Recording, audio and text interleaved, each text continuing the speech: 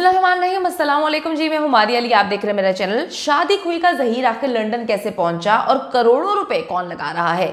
मैं ज़ारा काज़मी को भी अपने साथ यूके ले जाऊंगा। कोई यूट्यूबर ज़ारा की तस्वीर ना लगाए वरना अच्छा नहीं होगा। बेडरूम की पिक्चर सिर्फ और सिर्फ सस्ती फनकारा के पास है और वही उनको इस्तेमाल कर सकती है। जिंदा लाश में जी अचानक से जान पड़ गई है। धमकियां देने वालों के खिलाफ कानूनी कार्रवाई आखिर क्यों नहीं की जा रही है। ज़ारा काज़मी के बयान के बाद ज़रीन नेक्सस कैसे जान बचाने की प्लानिंग कर रहा है, आज की वीडियो में हम इस पर बात करेंगे। मामलात बड़े गंभीर हैं और मामलात ये हैं कि जो ज़हीर साहब हैं वो अब अपनी लुंगी कस के आ गए हैं मैदान में और आकर ऐसी ऐसी कहानियां सुना रहे हैं कि बंदा कहता है वाह क्या बात है। ज़ारा काज़मी का ज़रीन नेक्सस के खिलाफ बयान जो है ना वो बहुत जल्द अब रिकॉर्ड का हिस्सा बनने वाला है। ये बात इनको पता चल गई थी। अब कोई ना कोई स्ट्रैटेजीज तो अपनानी है, कोई ना कोई गेम्स तो खेलनी है। ये खबर जब ज़रीन नेक्सस पे बिजली की तरह गिरती है तो इनको समझ नहीं आता कि भाई अब हम क्या करें। तो अब एक बार फिर से ज़हीर को मजलूम बनाकर इन्होंने पेश करना है और आप यकीन करें मुझे इतनी हंसी आती है। ये वही ज़हीर है जो टोपी पहन के नीचे मुंह करके आता था और ऐसा शो करता था कि जी मुझे तो दुनिया का कुछ पता ही नहीं है, दुनिया में क्या हो रहा है, मैं तो अलिफ बे भी नहीं जानता, मैं तो रोटी को चोची कहता हूँ, मैं इतना मासूम हूँ।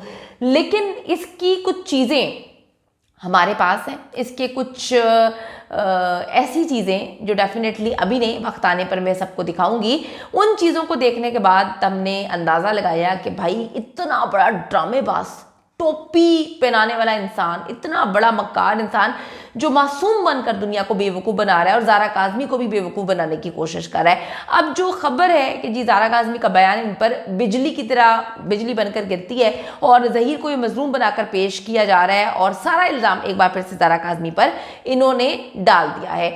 जिंदा लाश चुके बामुश्किल, बड़ी मुश्किल से घसीट के अपने आप को इंटर पास इसने किया। अब लंदन की किसी लॉ कॉलेज, लॉ स्कूल के लिए ये ऑनलाइन स्टडी कर रहा है। कितनी अजीब सी बात है कि लंदन, जिसके स्पेलिंग भी इसको नहीं आते, वहाँ की किसी लॉ स्कूल के लिए अब ये ऑनलाइन पढ़ाई कर रहा है। उसका कहना है कि मैं तो किसी भी वक्त जो है वो यूके जा सकता हूँ और मैं सिर्फ इसीलिए ऑनलाइन स्टडी कर रहा हूँ ताकि मैं वहाँ पर जाऊँ और ज़ारा काज़मी को अपने साथ यूके लेके जाऊँ और हम अपनी वहाँ पर नई ज़िंदगी स्टार्ट करें। जिंदा लाश का कहना है कि जी मुझ पर जितनी मर्जी वीडियोस बना लो लेकिन ज़ारा की पिक्चर्स किसी ने नहीं लगानी। ज़ारा ने अपनी मर्जी से अपनी सारी की सारी बेडरूम की पिक्चर्स जो हैं, प्राइवेट पिक्चर्स, वो सस्ती अदाकारा वो जो लाहौर में होती है उसको भेजी हैं, तो उनका मैं कुछ नहीं कर सकता। लेकिन किसी ने उसकी पिक्चर्स लगाई तो अच्छा नहीं होगा। मैं थोड़ा सा आपको बताती चलूँ कि ये आजकल यूके बहुत ज़्यादा कर रहा है और लंदन में ये गेम्स डालने की भी कोशिश कर रहा है। बहुत सारी गोरी बच्चियाँ हैं, उनको भी ट्रैप करने की तैयारी है। और यकीन करें मुझे इस बात पे हंसी आती है कि ये इतने मक्कार और बेगैरत हो गए हैं कि इनको लगता है कि जी पाकिस्तान में तो हमने बेगैरती कर ली और अब हम यहाँ पे पकड़े गए हैं, तो अब हम ऐसा करते हैं कि जो गोरियाँ होती हैं, यानी कि लंदन की बच्चियों पर इसकी नज़र है और 12 से 13 साल की बच्चियों का इन्होंने जो है वो गेम खेलनी है, तो गेम के ज़रिए एक बार फिर से उनको ट्रैप करने की कोशिश शुरू कर दी है। इसीलिए वो टूटी फूटी इंग्लिश बोल रहा था बेचारा, और ऐसी इंग्लिश बोल रहा था यकीन करें मेरी हादसा निकल जाता है। मैं बार बार सोचती हूँ कि यार सीरियसली सस्ती अदाकारा इसकी टीचर रही है और उसने उसको इंग्लिश याद करवाई है, बताया कि भाई तुमने कब कहाँ पर क्या बोलना है। तो जिंदा लाश का कहना है कि जी मुझ पर आप जितनी मर्जी वीडियोस बनाएं लेकिन ज़ारा काज़मी की कोई पिक्चर कोई यूज ना करे। जब उससे पूछा जाता है कि जी तुमने तो बेडरूम की शर्मनाक किस्म की वीडियोस जो है अपने मुंह के ऊपर पाँव रखवा कर वीडियोस जो है वो वायरल करवा दी थी, तो फिर वो कहता है कि जी ज़ारा काज़मी मेरे कंट्रोल में नहीं है, उसने सस्ती फनकारा के साथ जो है वो खुद पिक्चर्स शेयर की हैं, मैं तो इसमें कुछ भी नहीं कर सकता, मैं तो उसकी हर बात मानता हूँ, वो जो कहती है मैं उसको जो है वो मानने पर मजबूर हूँ क्योंकि मैं उससे बहुत प्यार करता हूँ। अच्छा जी, ये वही बंदा है, थोड़ा सा मैं आपको बताती चलूँ कि समर टेलीविजन का जब इंटरव्यू था, ये इंटरव्यू मेरे ख्याल में 2 से 3 मिनट का था, लेकिन हार्डली 2 से 3 मिनट का था। हाँ, इसको रिकॉर्ड करने में तकरीबन 2-2.5 घंटे लगे थे और उस रिपोर्टर ने ये बात बताई थी, क्लेम किया था कि मुसलसल एक बात को, एक लफ्ज़ को ज़ारा काज़मी को याद करवा रहा था। बच्ची बहुत ज़्यादा छोटी लग रही थी, माइनर लग रही थी, वो हर सवाल के लिए इसका चेहरा देखती थी और ये कहता था कि आप कट करें और उसके बाद एक एक चीज़ उसको बताता था कि तुमने ये बोलना है, ये बोलना है, ये बोलना है। जो डिक्टेट कर रहा है ज़ारा को डे वन से, वो किस तरह से कह सकता है कि जी वो जो प्राइवेट पिक्चर्स हैं वो ज़ारा ने अपनी मर्जी से सस्ती अदाकारा के साथ शेयर की थी, क्योंकि मैं उसको ना नहीं कर सकता था और वो जो कहती थी मैं वो करता था। झूठ का आप देखें कि झूठ के पाँव नहीं होते। मैं आपको एक और बात बताती चलूँ कि इन्होंने बच्ची को जो है वो कोई नशा आवर इंजेक्शन दिए थे और एक लाइव था जिसमें सस्ती अदाकारा ने जो है इसको लिया था। लाइव में ज़ारा काज़मी भी साथ थी, तकरीबन 1.5-2 घंटे का वो लाइव था और बार बार ये बोल रहे थे कि ज़ारा काज़मी की तबीयत ठीक नहीं है। ऐसा लग रहा था कि उसको कुछ मनशियात दी गई है, वो बार बार नीचे गिर रही थी और जो ज़हीर है मुसलसल उसको कंधे मार रहा था, झंझोड़ रहा था और उसको कंधे मार मार के उठने पर मजबूर कर रहा था, उसको कंट्रोल कर रहा था। आजकल जी जलील एक्सेस का सोशल मीडिया जो है वो मेहदी अली काज़मी पर पैसों के फ्रॉड का इल्ज़ाम लगा रहा है।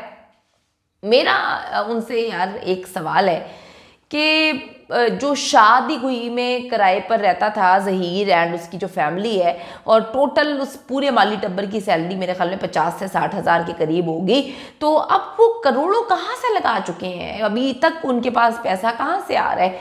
जो आपने कहानी सुनाई थी कि वो जो प्लॉट थे ज़हीर की माँ ने उनके बचपन में प्लॉट ले लिए थे बहरिया टाउन में या कहीं पर भी, जो आपने कहानियाँ सुनाई थी बहरिया ऑर्चर्ड के हवाले से भी इन्होंने कहानियाँ सुनाई थी, तो जो हमें बात याद है वो ये है कि ऐसा तो कुछ भी नहीं है, क्योंकि मैंने तो सारी इन्फॉर्मेशन ली हुई है, मैंने तो जाके पता किया था, वहाँ पर ऐसा कोई प्लॉट नहीं है। और जो बकवास कर रहा है कि जी ज़ारा काज़मी केस में मैंने जो है वो प्लॉट बेचे हैं, तो जो प्लॉट ये क्लेम कर रहा है कि इसके हैं तो 2020 में बिक चुके हैं, तो कहने का मकसद ये है कि कोई इनके पास प्लॉट नहीं थे, कोई इनके पास प्रॉपर्टी नहीं थी, कुछ भी नहीं था। ये बामुश्किल वहाँ पर माली ड्राइवर इस तरह के जो है वो काम करते हैं और आप सबको पता है कि मैक्सिमम इनकी सबकी सैलरी मिला के भी 50-60 हज़ार से ज़्यादा नहीं होगी। तो मेरा सवाल इनसे है कि अभी तक ये करोड़ों रुपया शादी खुई में रहने वाली कहाँ से लगा चुके हैं? इस पर कभी आपने वीडियो नहीं बनाई, इस पर कभी आपने बात नहीं की। अगर जलील नेक्सस को धमकियाँ दी जा रही हैं तो बिल्कुल जी धमकियाँ किसी को नहीं देनी चाहिए, बड़ी गलत बात है। तो ये तो बहुत एजेंसीज की बातें करते हैं, तो अगर इतनी स्वेर किस्म की खौफनाक एक लड़की को जो है धमकियाँ दी जा रही हैं, तो मेरा मशवरा आपको यही है कि आप जल्दी से पुलिस से रब्ता करें और ये उसके खिलाफ FIA में क्यों नहीं जाते, अदालतों में क्यों नहीं जा रहे, क्यों जो है आकर अवाम की अदालत में बता रहे हैं कि जी हमें धमकियाँ मिल रही है। अवाम ने आके थोड़ी तुम लोगों को बचाना है, तुम्हें तो पुलिस बचाएगी। तुम तो वो जो इदारे करते थे कि एजेंसीज, मेरे सुबह उठती हूँ तो मैं एजेंसीज को हर चीज़ भेजना शुरू कर देती हूँ, तो रात तक मैं एजेंसीज के साथ राब्ते में रहती हूँ, तो एक बार उसी एजेंसीज को जाकर बता दो कि तुम्हें धमकी आमेज मैसेजेस जो है वो मिल रहे हैं और वो जो आपके पास वॉइस आप कहते हैं कि है, तो उसका एक दफ़ा फोरेंसिक वगैरह भी करवा ले। FIA में आपको जाना चाहिए ताकि पता चल जाए कि दूध का दूध और पानी का पानी क्या है। जाली मौला जट साहब मैदान में जो है वो आते हैं और हिसाब बराबर करने की बातें कर रहे हैं, बड़ी कहानियाँ सुना रहे हैं कि जी ऐसा हो जाएगा ऐसा हो जाएगा।